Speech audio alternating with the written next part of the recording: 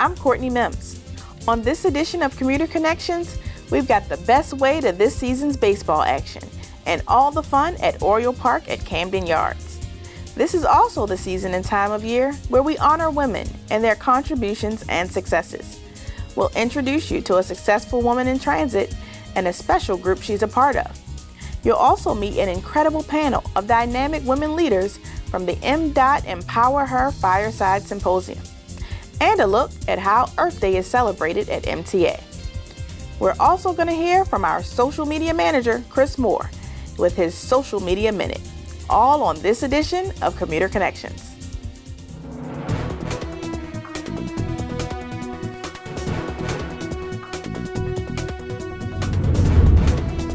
You can feel it in the air, the arrival of warmer weather and spring.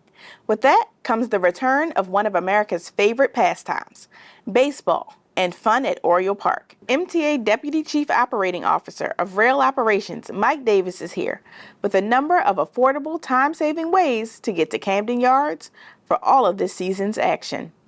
Welcome to Commuter Connections. Thank you. How are you feeling about this season for the Orioles? We have a very good young team. I feel positive. I think they're going to do well, get to the playoffs again, and hopefully win some games. We certainly hope so. We want to make a long playoff run this time. What is the best way for Orioles fans to get down to the games? Well, there's several options. The orange, yellow, and brown line go down there. Also, the 54, the 96, the 94, the 154, and the 163 also go down that way. You also have the light rail. There's a station right at Camden Yards. You can take the light rail.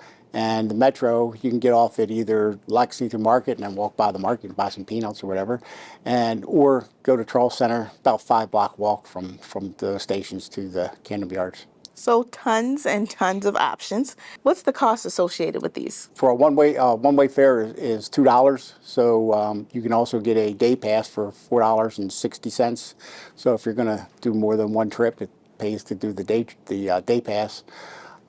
There's also the MARC train, that's $9 from DC to, if you take the Penn line, you have to get off at Penn Station, but then you can take a shuttle to Mount Royal, or if you take the Camden line, you can go right from DC to Camden, and they're both $9.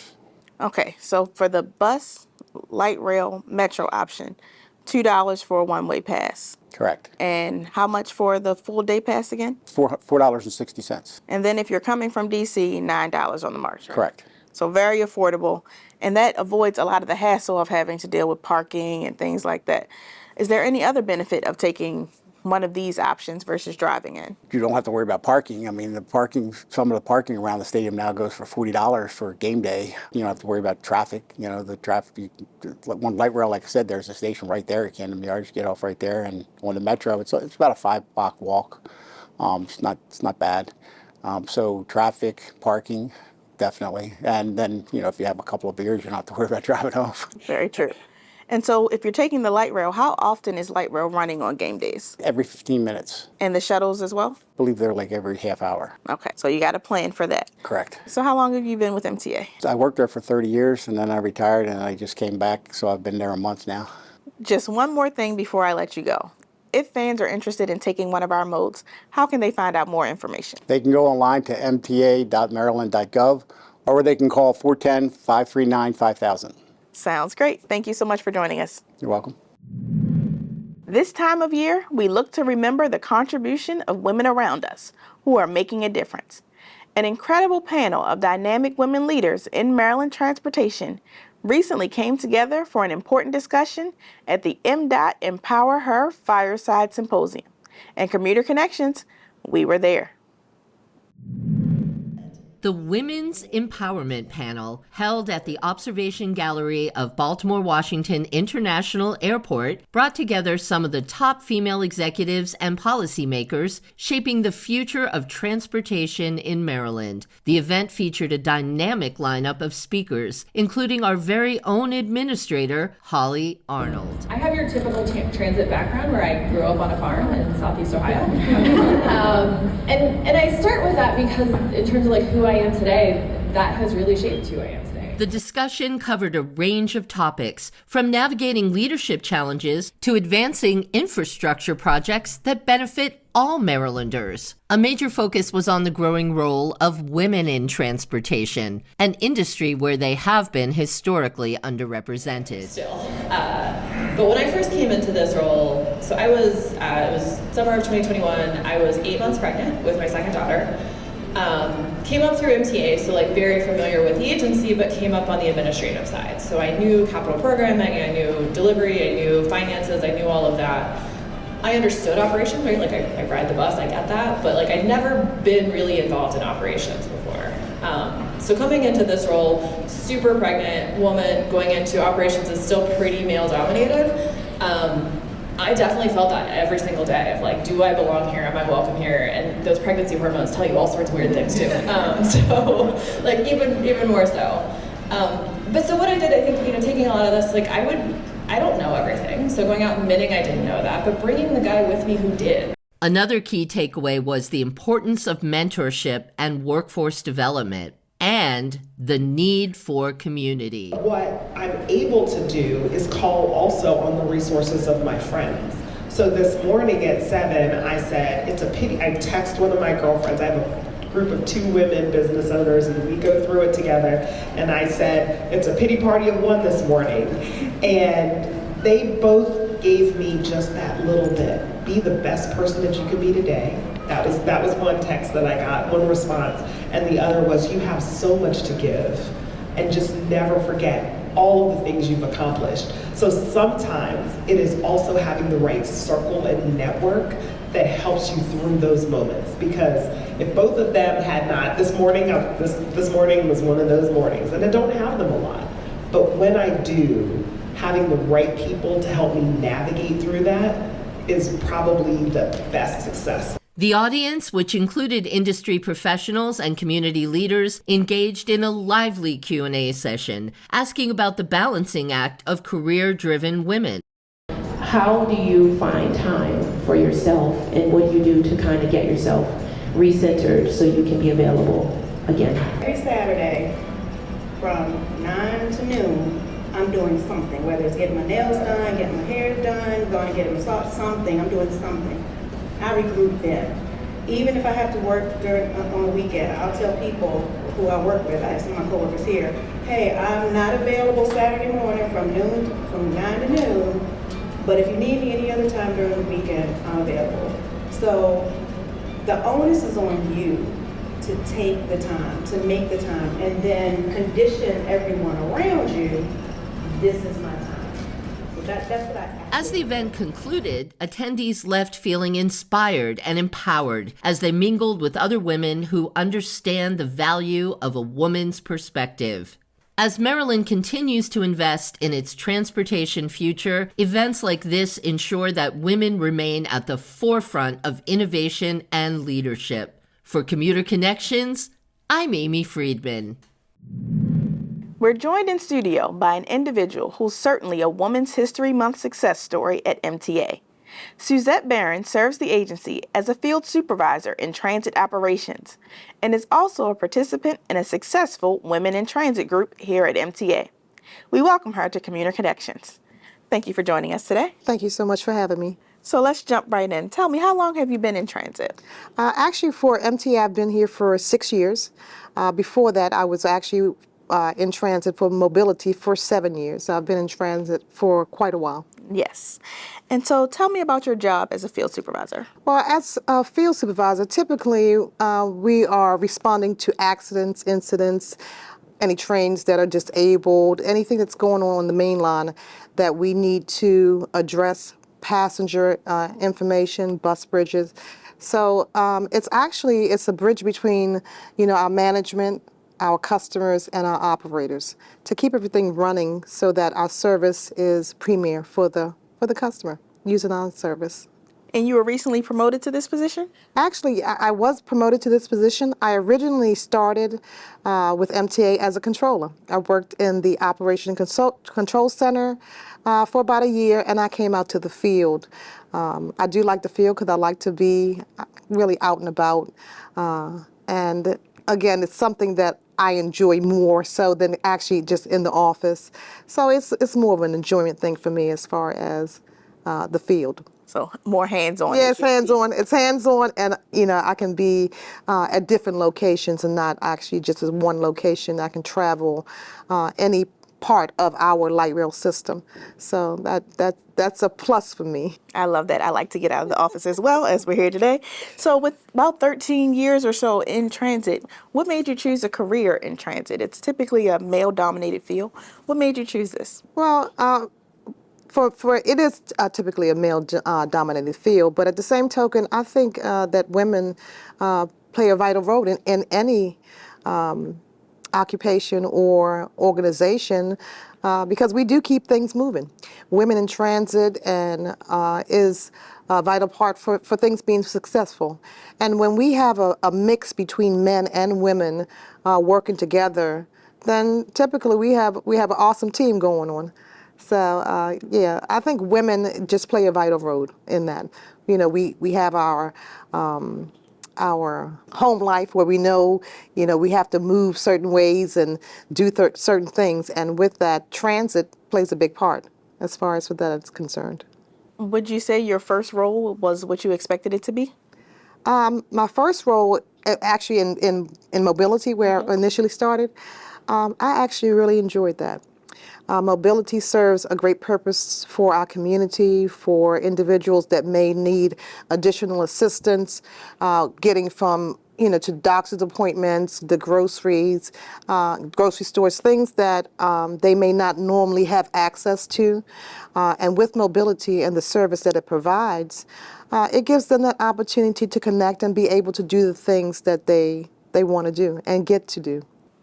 And tell me a little bit about the Women in Transit group. Well, the Women in Transit group is actually, it's an empowerment group. What it is, you can bounce off ideas with other women. It is diverse, and to have other people's perspective on what certain issues may be, or we celebrate each other. When we interact in a positive manner and give positive feedback to each other, then typically we can learn. Your experience may be different from mine, so when you tell me this is how you handled a situation, or then I can take insight from that, and maybe if that arises with me, then I can think back and say, hey, I remember that this was positive. So Women in Transit, it's like almost like a sisterhood, and it's here for us to work together in transit and really to brainstorm together to try to improve each other, and we can do that by being in a positive forum where we can just bounce ideas off of each other. Women learning from women just sharing and growing together. I agree. It's wonderful. So I think I know the answer to this question. Okay. But tell me this, would you suggest a career in transit to other women? I absolutely would. Being in transit, you have so many different avenues that you can pursue.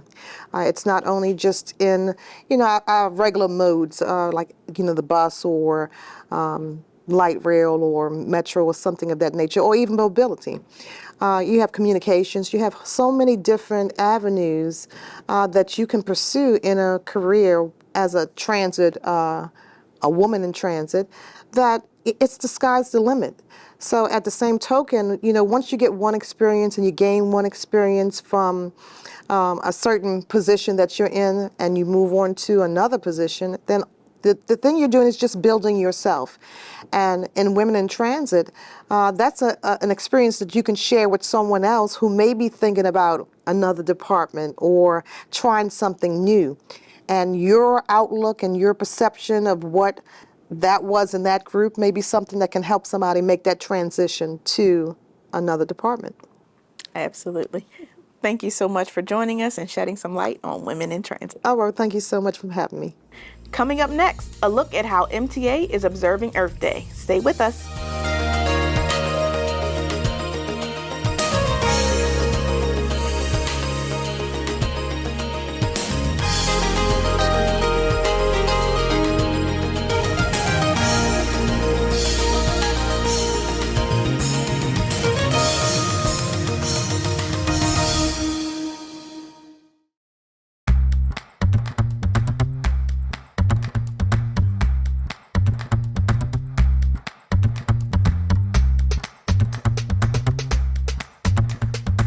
It's a really good paying job.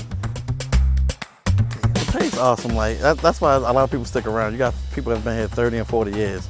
The pay is lovely. I love the pay. The pay affords me my lifestyle. The money's here. You just got to get it. Yes. Health benefits, vision, dental, great benefits. MTA provides us with great benefits. Benefits are awesome. The best I ever had at any job before this. Our health benefits are some of the best. Lovely benefits. I would never give them up. Once you get your foot in the door, you can advance to different levels. They have plenty of opportunities for you to advance, whether it's in the training department, dispatching, management. So everything is up level. It all depends on how far you want to go within the company. I vacation. I bought a home within my first 5 years. I now have my dream vehicle. I was able to raise 3 kids as a single father off of the salary. Continuing my college education through my job. Put 2 daughters through college working here, and bought a house, a couple of cars, bought them cars. And I met my wife here, so I got married.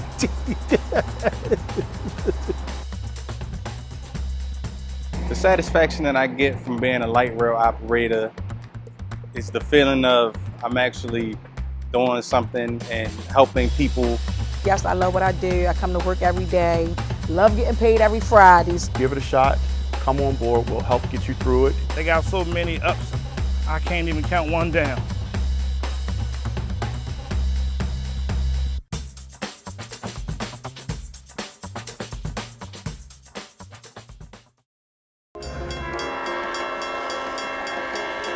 Trains are wider than you think. Don't work too close to the tracks. Instead, stay back, stay away, stay safe. Hey boss, the truck just stalled on the tracks. I'm gonna need a tow truck. If stuck on the tracks, don't stay in your vehicle. Instead, get out, get away, and call the number on the blue and white ENS sign. I need to report that my truck is stuck on the tracks. Do you need the crossing number?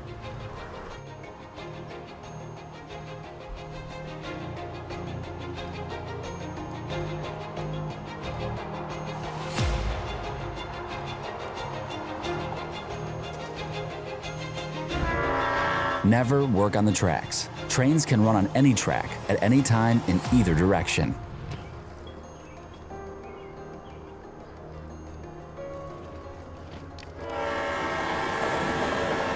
Always expect a train. See tracks, think train. Visit oli.org for more information. MTA is committed to preserving and protecting our environment, not only through zero-emissions transit vehicles, but also through a successful community youth art competition which recognizes and honors Earth Day each year. MTA Deputy Director of Marketing and Communications, Kelly Nagel, joins us with more on this. Thanks for joining us, Kelly. Thank you for having me. Tell me, what is our Earth Day competition? Sure. MTA's youth art competition invites young artists aged 5 through 17 to submit their artwork that speaks to the role that transit plays in protecting our planet. So this is our second year doing this. It is. How did this come to be? Well, we have to thank our friends down at Washington Metro because they actually hosted a similar competition a year before we had our inaugural competition. So why recreate the wheel when it's already there? And we thank our friends and colleagues at Washington Metro for the great idea. So it's okay to copycat as long as you copy the right cat. That's what they say. Yes, and we've made it unique to Maryland as well. And the art that the Maryland artists have submitted is very specific to Maryland. At the same time, the DMV area, many of the artists who submit their art, they use both Washington Metro and the Maryland Transit Administration services. So some of the contestants have even submitted for both competitions. Nice. Yeah. So each year we have these submissions. How would one submit their entry? Entries are submitted digitally through the MTA website, All a young artist needs to do is have a guardian sign their submission form and take a picture of the art that they create on an 8.5 by 11 piece of paper and submit it through our website. And we have some of the artwork from last year is available for people to see now, right? We do. We were really fortunate to partner with the Maryland State Department of Education, the superintendent's student art gallery on Baltimore Street, which is walking distance from the Bromo Arts District and Lexington Market and right across the street from CFG Arena. It now exhibits a lot of the art from last year, and we will be having our 2025 finalists exhibited there as well. What's great is you can see it from the car when you're driving on Baltimore Street. So we hope that it inspires folks to get out of their car, walk, and take transit next time they come to the city. Right, so they can see it in their car, they can see it walking, or they can see it riding our buses. Exactly. Right? Exactly. Okay, so tell me a little bit about where else the art is showcased. So 6 of our finalists, 2 from each age group, will be featured on our 2025 Earth Day bus. And last year's art is still on buses, right? It is. For the past year, it has been moving and grooving across the region, showcasing the art from last year's finalists. And we're going to add to that. We will. On Earth Day, we will be unveiling the 2025 Earth Day bus and buses. We'll have 2, and they will feature the art from this year's finalists. Tell me a little about our judges. So we have a panel of judges that is made up of art professionals, educators, and sustainability leaders in the community who are dedicated to not only supporting transit, but also the art that this competition supports.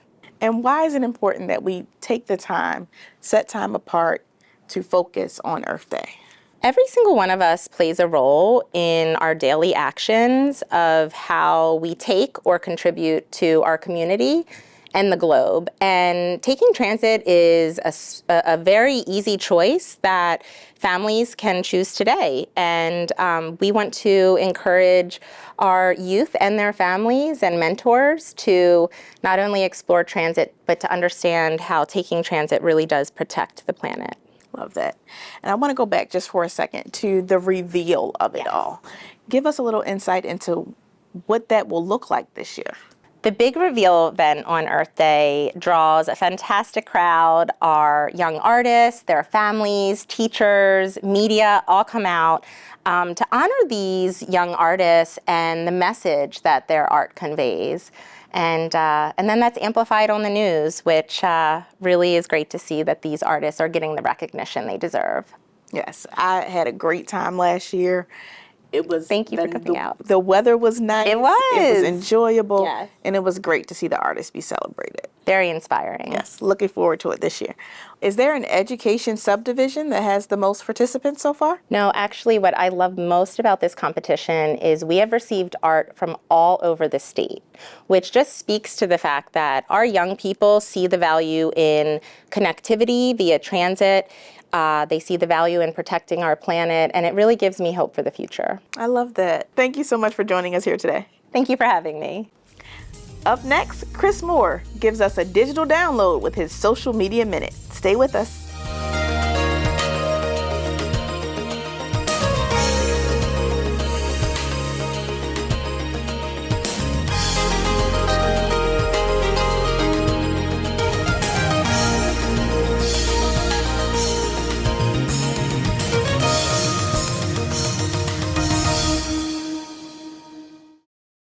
Hi, I'm Tanay Gupta with M.MTA's real-time passenger information team, here today to talk about how to make your next trip as convenient as possible. Have you ever wondered how to use your phone to pay for transit rides? Well, for that, you can use MTA's mobile ticketing app, the Charm Pass. As soon as you download the app, you then need to create an account and will then land on this home screen. On the Tickets tab, you'll choose Buy Tickets. From here, you choose which type of service you're about to ride. Your options are Baltimore Link, which includes local bus, express bus, metro subway, or light rail in the Baltimore metro area, MARC train, or commuter bus. You'll also note that Baltimore services are all flat fare, independent of your route, whereas for MARC and commuter bus, you'll have to select your origin and destination to then buy your ticket. Since we're going to jump on a local bus, we'll choose Baltimore Link. From here, you're choosing your type of fare. And again, there's a few different options to choose the fare that's the best for your trip type. These options include a single one-way pass, a day pass, the Charm Flex Pass options, 7-day and 31-day passes, which give you discounted rates based on which trip you're about to take. Once you add in a payment method, which can include debit or credit cards, PayPal, or Google Pay, you simply check out and confirm. You can buy as many or as few tickets as you need. They're stored on the app for up to 3 years, so you're good there. Once you've got your tickets on your app and you want to jump on a bus or a train, here's all you need to do. When you're about to board, click on one of your tickets and choose the green Use Ticket button at the bottom. Then this screen pops up. When you're hopping on a local bus or commuter bus, you simply show the operator this screen and you're good to go.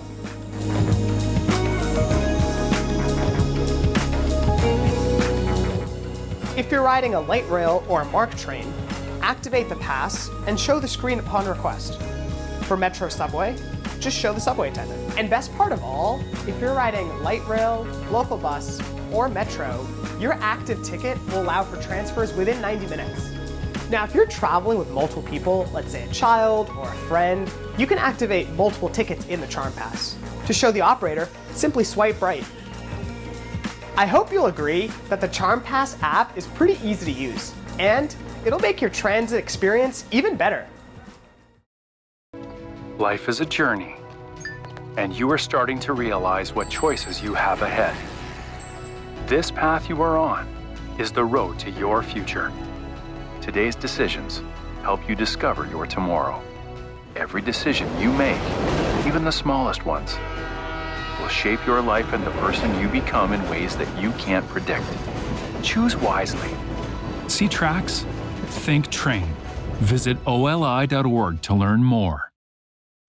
It's a lot of pressure, but people depend on you.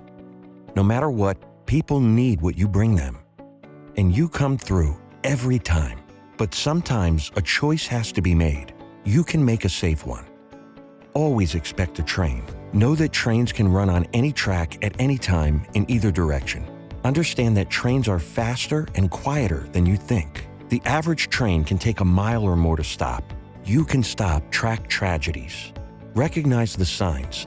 Never try to beat a train. Cross legally and safely. The safe choice is always the right choice. You are more important than your packages. See tracks? Think train. For more information, go to oli.org. Now we check in with one of the hardest working folks in the world of social media. Here's Chris Moore with his Social Media Minute. It's Chris back again with your Social Media Minute.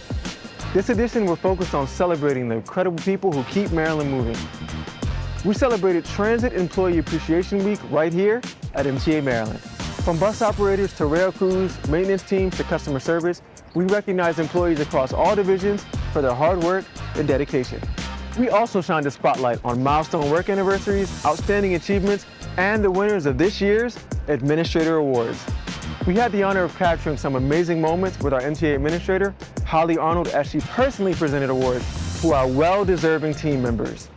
A huge thank you to all of our MTA employees for your hard work and dedication. Make sure to follow us at MTA Maryland to see the highlights and stories. Until next time, I'm Chris, and this has been your Social Media Minute. Back to you in the studio, Courtney. Great job, Chris. Well, that brings us to the end of another Commuter Connections program. Thanks for joining us. We'll see you next time.